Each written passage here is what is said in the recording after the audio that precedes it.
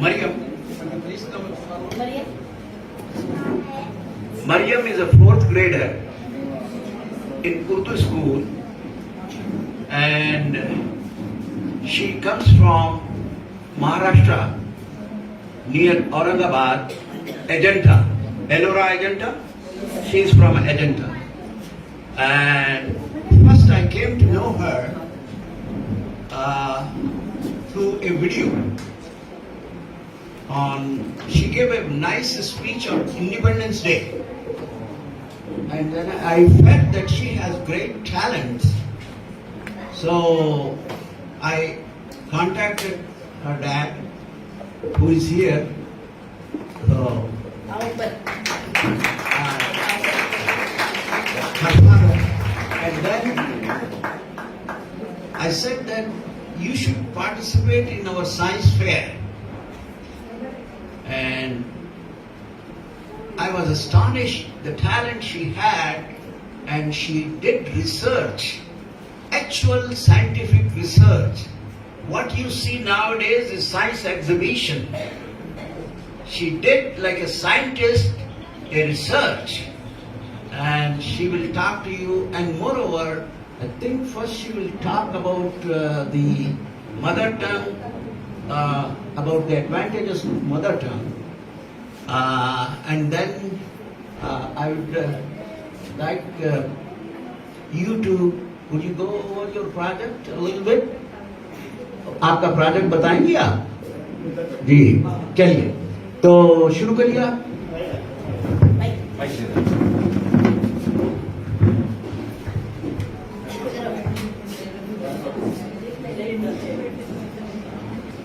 बिस्मिल्लाहिर्रहमानिर्रहीम. मेरे सामने बैठे हुए इज्जतों की दुनिया के चांद सितारों और इल्म की बुलंद तरीन फजाओं में उड़ने वाले शाहीन सिफत तलबा और तालिबात, अस्सलामु अलैकुम व रहमतुल्लाहि व बरकातुहू. मैं मरियम अब्दुल कादिर बावजीर, मैं जिला परिषद मरकजी उर्दू प्राइमरी स्कूल अजंता महाराष्ट्र से हूँ. मैं जमात चहारनूम में पढ़ती हूँ, यानी 4th क्लास की स्टूडेंट. मेरी गुफ्तगू 3 हिस्सों पर मुश्तमिल होंगी. पहला, चूंकि मेरी मादरी जबान उर्दू है, इसीलिए मैं उर्दू की अहमियत और अफादियत पर बात करूंगी. दूसरा, मैं साइंस फेयर और साइंस एग्जीबिशन के फर्क को वाज़ेह करूंगी. और तीसरा, जिस प्रोजेक्ट की बुनियाद पर मुझे तेलंगाना साइंस फेयर एकेडमी में अव्वल प्राइज से नवाजा गया, मैं वो आप लोगों के सामने पेश करूंगी.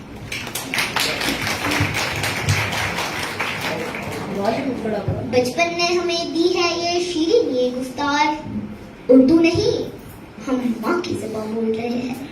दोस्तों, सबसे पहले ये बात समझ ले कि ज़बान की अहमियत क्या है. खुद खालिक़े कायनात अपने कलाम में फरमाता है, अर्रहमान अल्लमल कुरान खलक़ल इंसान अल्लमहुल बयान, यानी रहमान ने इंसान को पैदा किया और उसे बोलने की सलाहियत दी. बस यही बोलने की सलाहियत ने इंसानों को तमाम जानदारों से बढ़कर बना दिया. यही वजह है कि भैंस, बकरी, घोड़े वगैरह हजार साल से झुके है, लेकिन हजरत इंसान जमीन की तहों से लेकर आसमान की बुलंदियों तक पहुंच चुका है. और सामईन, चूंकि मेरी मादरी जबान उर्दू है, इसीलिए आज मैं उर्दू की अहमियत और अफादियत पर बात करूंगी. उर्दू है जिसका नाम सभी जानते हैं दाम, सारे जहां में धूम हमारी जुबां की है. और मेरी बातों में खुशबू नहीं होती, मेरी बातों में खुशबू नहीं होती अगर मेरी जबान उर्दू नहीं होती. दोस्तों, मादरी जबान की अपनी एक अहमियत होती है, क्योंकि वो हमारी माँ की जबान होती है, हमारे रिश्तेदारों की जबान होती है, हमारे मोहल्ले वालों के दोस्तों की जबान होती है. इसीलिए यूनेस्को का कहना है कि जो बच्चे अपनी मादरी जबान में तालीम हासिल करते हैं, वो दूसरे बच्चों की बनिस्बत ज्यादा होशियार होते हैं. उनकी सोचने समझने की सलाहियत ज्यादा होती है. वो मुश्किल तरीन मज़ामीन जैसे साइंस, रियाजी वगैरह दूसरे बच्चों की बनिस्बत ज्यादा अच्छी तरह समझ सकते हैं. और यही वजह है कि कोई भी जिंदा कौम अपनी मादरी जबान को नहीं छोड़ती. चीनी अगर दुनिया के किसी गार में भी रहते हो, लेकिन चीनी जबान नहीं छोड़ते. जापानी अपने बच्चों को जापानी जबान के स्कूलों में पढ़ाते हैं. यहूदी पूरी दुनिया में धक्के खाते फिरने के बावजूद इब्रानी पढ़ाते हैं. ترکی زبان پڑھاتے ہیں اور ایران والے فارسی پڑھاتے ہیں. لیکن معاف کرنا ذہنی غلام قومیں کچھ اور ہی پڑھاتی ہے. مانگتے پھرتے ہیں اغیار سے مٹی کے چراغ, اپنے خورشید پہ پھیرا دیے سائے تم نے. اور مجھے تو حیرت ہوتی ہے کہ ہم اردو والوں پر انگریزی کا ایسا کمار چڑھا ہوا ہے کہ ہمارے یہاں علماء کے گھرانے کے بچے بھی انگریزی میڈیم میں پڑھائی کرنے میں فخر محسوس کرتے ہیں. اور عالم یہ ہے کہ نہ خدا ہی ملا نہ وصال صنم, نہ ادھر کے رہے نہ ادھر کے رہے.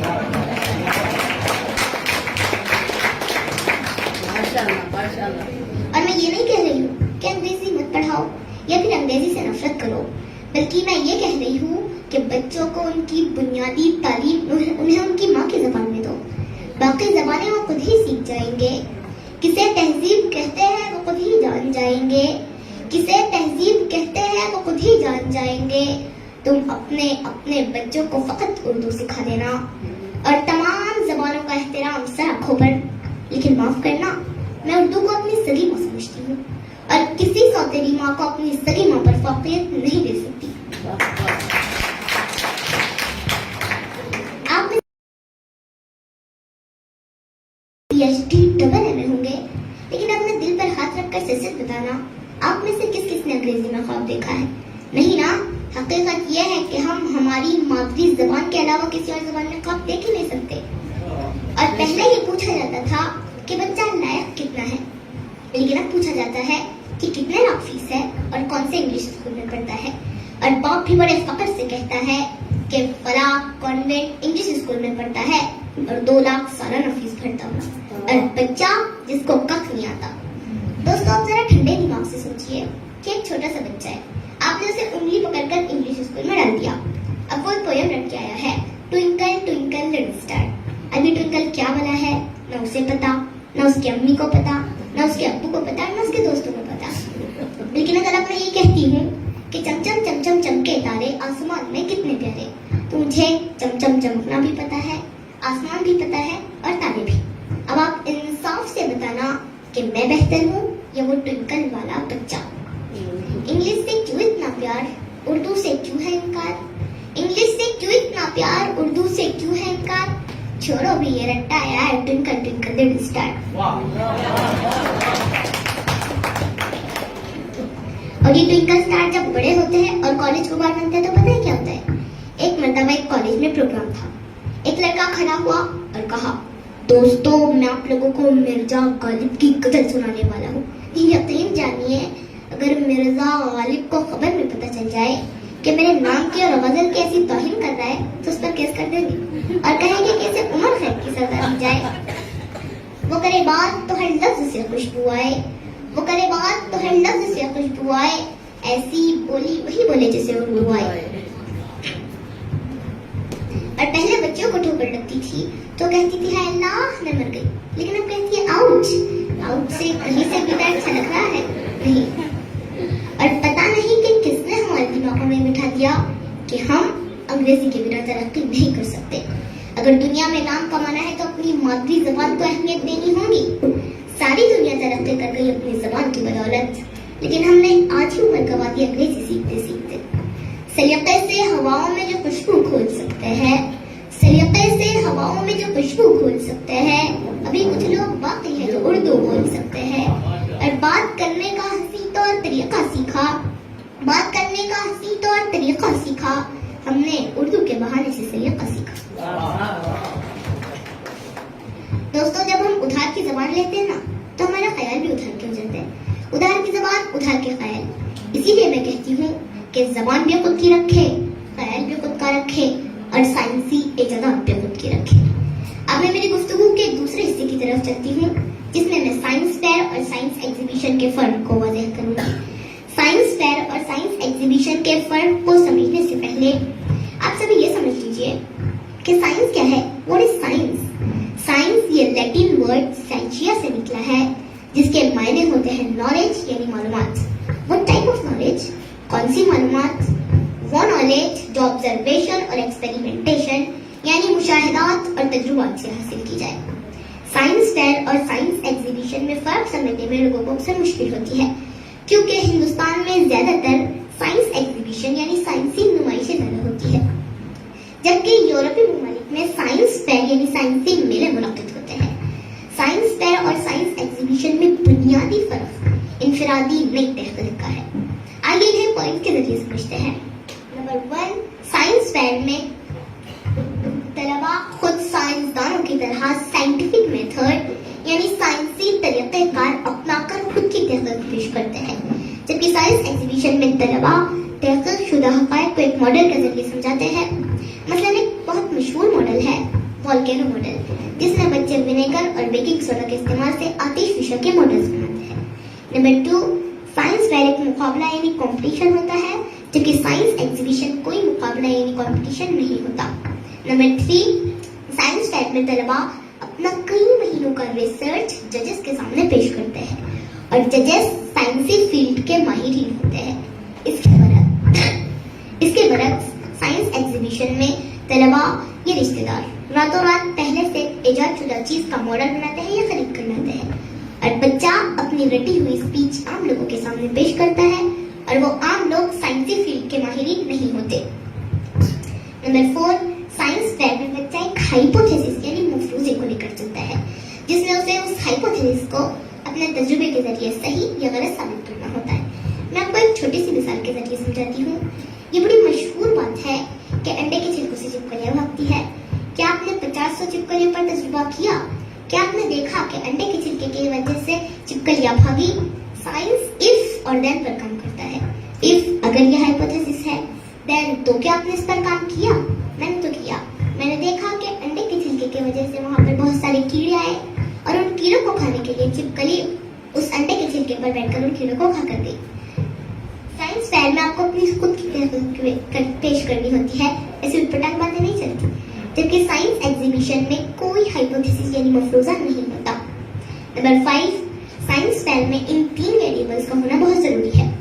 نمبر 1، انڈیپینڈنٹ یعنی آزاد متغیر، ڈیپینڈنٹ ویریبل یعنی منحصر متغیر، اور control variable.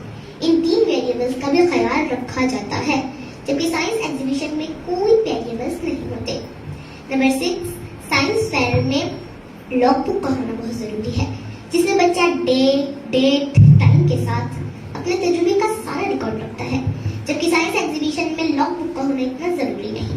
Number 7، science fair میں ریزلٹ کا ڈاٹا چارٹ یا گراف کی شکل میں بڑی باریکیوں کے ساتھ پیش کیا جاتا ہے، اور اس میں آپ کو اپنی تحقیق کے حوالہ جات یعنی ریفرنسز بھی دینے ہوتے ہیں، جبکہ سائنس ایگزیبیشن میں یہ ساری باریکیاں نہیں ہوتی۔ نمبر 8، سائنس فیئر میں منصوبہ بندی یعنی پلاننگ اہم کردار ادا کرتی ہے، جبکہ سائنس ایگزیبیشن میں کوئی منصوبہ بندی یعنی پلاننگ نہیں ہوتی۔ نمبر 9، سائنس فیئر میں آبزرویشن یعنی مشاہدہ بھی اہم کردار ادا کرتا ہے، یعنی آپ نے کتنی باریکیوں سے اسے دیکھا ہے، جبکہ سائنس ایگزیبیشن میں آبزرویشن یعنی مشاہدہ کا کوئی ایلیمنٹ نہیں ہوتا۔ نمبر 10، سائنس فیئر میں کیوریوسٹی اینڈ کریٹیوٹی یعنی تحقیق اور تخلیق ضروری ہے، جبکہ سائنس ایگزیبیشن میں کوئی تحقیق اور تخلیق نہیں ہوتی، دوسرے اس پر کام کرتے ہیں، آپ کو بس اسپیچ دینی ہوتی ہے۔ نمبر 11، سائنس فیئر میں ڈاٹا کلیکشن اس لیے ہوتا ہے کہ کسی نتیجے یعنی کنکلوژن تک پہنچا جائے، اور وہ نتیجہ پہلے سے معلوم نہیں ہوتا، جبکہ سائنس ایگزیبیشن میں ایک ماڈل ہوتا ہے جس کا کام، طریقہ اور نتیجہ پہلے سے پتہ ہوتا ہے۔ نمبر 12، سائنس فیئر میں بچہ اپنی خود کی تحقیق کر کر نتیجے تک پہنچتا ہے، جبکہ سائنس ایگزیبیشن میں دوسروں کا کام، طریقہ اور ہدایت کو فالو کرنا ہوتا ہے۔ Number 13، science fair number 14، science fair میں بچہ چونکہ خود سے تحقیق کیا ہوتا ہے، اسی لیے اسے اپنے پروجیکٹ میں آنے والی دقتیں، مشکلیں، ان کا حل اور حاصل ہونے والی چیزیں پتہ ہوتی ہے، جبکہ سائنس ایگزیبیشن میں ایسا نہیں ہوتا۔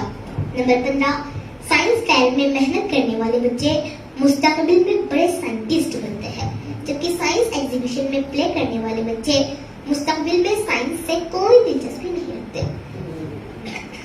اور جہاں تک مسلمانوں کا تعلق ہے، جنہوں نے سائنسی فیلڈ کی بنیادیں رکھی، ان کے نام ہیں الرازی، ابن سینا، زہراوی، ابن الحیثم وغیرہ۔ اور آج جتنی سائنسی ایجادات ہیں انہیں کی مرہون منت ہے. مگر افسوس کہ جو قوم دنیا کی امامت کے لیے بنائی گئی تھی اس کا کیا حال ہو گیا ہے. کر سکتے تھے جو اپنے زمانے کی امامت، وہ کفنا دماغ اپنے زمانے کے ہیں پیرو. اب میں میری گفتگو کے آئیے عہد کرے کہ ہم ہمارا سنہری سائنسی دور واپس لائیں گے انشاءاللہ. اب میں میری گفتگو کے تیسرے اور آخری حصے کی طرف چلتی ہوں جس میں آپ کو میرا پروجیکٹ بتاؤں گی. میرے پروجیکٹ کا عنوان ہے گرمی سے بچاؤ کے لیے رنگوں کا انتخاب، colour selection for heat protection. اس پروجیکٹ میں گرمی سے بچاؤ کے لیے رنگوں کا انتخاب اس موضوع پر تحقیق کی گئی. تحقیق کرنے کا مقصد یہ جاننا تھا کہ کیا سچ مچ ڈارک رنگ یعنی گہرے رنگ گرمی کو ابسارب یعنی جذب کرتا ہے اور لائٹ رنگ گرمی کو ریفلیکٹ یعنی منعکس کرتا ہے. اور جیسا کہ آپ جانتے ہی ہیں کہ یہ ہائپوتھیسس ہے یعنی مفروضہ ہے کہ مناسب رنگوں کے استعمال سے انسان گرمی کے اثرات کو کم کر سکتا ہے. بس اسی ہائپوتھیسس پر ہم نے یہ ساری تحقیق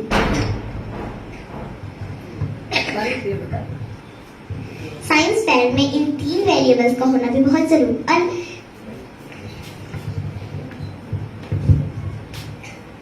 جیسا کہ آپ جانتے ہی ہیں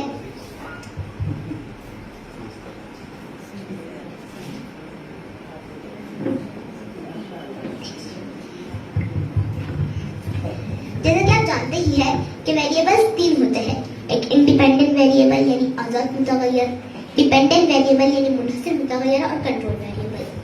تو جو ہمارا آزاد متغیر تھا وہ تھا مختلف رنگ کے کپڑے. جو ہمارا ڈیپینڈنٹ یعنی منحصر متغیر تھا وہ تھا درجہ حرارت یعنی ٹیمپریچر. اور جو ہمارے کنٹرول ویریبلز تھے وہ 4 تھے: کپڑے کی قسم، گلاس کی قسم، پانی کی مقدار، سورج کی روشنی کا وقت اور مقام. اس پروجیکٹ میں ہمیں یہ پروجیکٹ کرنے کا ہمارا مٹیریل کیا کہنے کا: مختلف رنگ کے کپڑے، پلاسٹک کے گلاسز، نوٹ بک، قلم، تھرمامیٹر، پانی، سورج کی روشنی میں مشاہدات کے لیے کھلی جگہ یعنی open space for good sunlight. یہ پروجیکٹ کرنے کا ہمارا طریقہ کار یعنی میتھڈ کیا تھا: ایک ہی سائز کے پلاسٹک کے گلاسز لیے گئے، پھر ان میں اتنی ہی ایم ایل کا یعنی 200 ml نل کا پانی یعنی ٹیپ واٹر لیا گیا. پھر پہلے پانی کا نارمل ٹیمپریچر چیک کیا گیا، پھر مختلف رنگ کے کپڑوں سے اسے ڈھکا گیا. ایک گلاس کو خارج کر دیا گیا جس پر کوئی کپڑا نہ ڈھکا گیا یعنی اس گلاس کو انریپ چھوڑ دیا گیا. پھر وقفے سے یعنی ہر ایک گھنٹے کو ان کا ٹیمپریچر چیک کیا گیا اور پھر یہ مشاہدہ کیا گیا کہ کیا سچ مچ ڈارک رنگ گرمی کو ابزارب کر رہے ہیں اور لائٹ رنگ گرمی کو ریفلیکٹ کر رہے ہیں. اس پروجیکٹ میں ہمیں دقتیں یعنی پرابلمس کیا کیا ہیں. پہلے جب ہم یہ تجربہ کر رہے تھے تو ہمیں اس پروجیکٹ کا آئیڈیا نہیں تھا. تو ہم ہمارے آنگن میں جہاں پر گلاسز لگتے تھے تو وہاں پر کچھ گلاسز پر کچھ دیر کے بعد اچھی دھوپ آتی تھی اور کچھ گلاسز پر نہیں. تو پھر ہم نے ہماری چھت پر ایک فکس جگہ چن لی جہاں پر مستقل دھوپ آتی تھی. ہم وہاں پر گلاسز رکھتے تھے. اب وہ تجربہ صحیح ہونے لگا، لیکن پھر تھرمامیٹر دقت دینے لگا کیونکہ تھرمامیٹر کی بیٹری بار بار لو ہو جاتی تھی. اسی لیے ہم نے سوچا کہ کیوں نہ ہر تجربے کے لیے اس کی بیٹری بدلی جائے. پھر ہم ہر تجربے کے لیے اس کی بیٹری بدلتے تھے. اب وہ تجربہ بھی صحیح ہونے لگا. اسی طرح ہم نے ڈبل لیئر کا بھی تجربہ کیا جس میں ہم نے ایک میں کالا کپڑا اوپر اور سفید نیچے، ایک میں سفید اوپر اور کالا نیچے لیا. تو جس میں کالا کپڑا اوپر اور سفید نیچے تھا اس نے ہیٹ زیادہ ابزارب کیا کیونکہ جو ڈارک رنگ ہوتے ہیں وہ دور سے بھی گرمی کو ابزارب کرتے ہیں. اور جس میں وائٹ اوپر تھا اور بلیک نیچے اس نے درجہ حرارت کم ابزارب کیا کیونکہ وائٹ نے ہیٹ کو نیچے ہی ریفلیکٹ کر دیا، بلیک تک آنے نہیں دیا. پھر ہم نے باکسز کا بھی تجربہ کیا جس میں ہم نے سیم سائز کے کارڈ بورڈ کے باکسز لیے، پھر ان کے بیچ میں ایک دائرہ بنایا، ایک نشان بنایا جس میں ہم گلاسز رکھتے تھے تاکہ گلاسز ادھر ادھر نہ ہو. ہمارا تجربہ صحیح آئے. پھر ہم سینٹر میں گلاسز رکھتے تھے. اور ہاں، یہ تجربہ ہم نے صرف 2 کپڑوں پر ہی کیا، ایک کالا اور ایک سفید. لیکن یہ تجربہ ایک دم مستقل آیا، یہ تجربہ ایک دم الگ آیا کیونکہ اس میں جو ڈارک رنگ تھا جیسے کالا اس نے درجہ حرارت کم ابزارب کیا اور جو لائٹ رنگ تھا جیسے کہ وائٹ اس نے درجہ حرارت زیادہ ابزارب کیا. ایسا کیوں؟ انشاءاللہ ہم اس پر تحقیق کریں گے. اور اس سارے پروجیکٹ کا سب سے اہم پارٹ جو ہے وہ ہے کہ اس پروجیکٹ میں ہماری کس نے ہیلپ کی. سب سے پہلے میں اللہ تعالیٰ کا شکریہ ادا کروں گی جس نے مجھے یہ پروجیکٹ کرنے کی توفیق عطا فرمائی. پھر میں ڈاکٹر قاضی ایس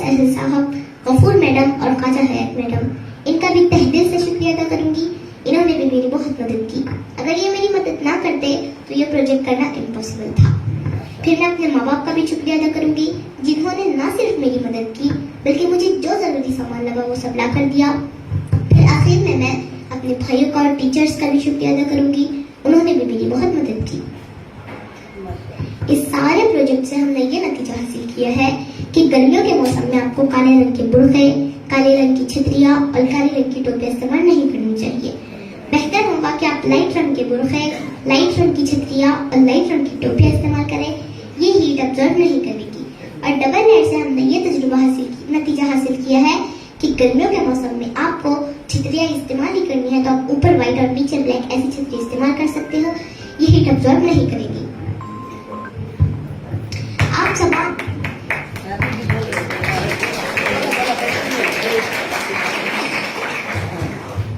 تمام لوگوں نے میری بات کو بڑے شوق سے اور اطمینان سے سنا, اسی لیے آپ لوگوں کا تھینک یو.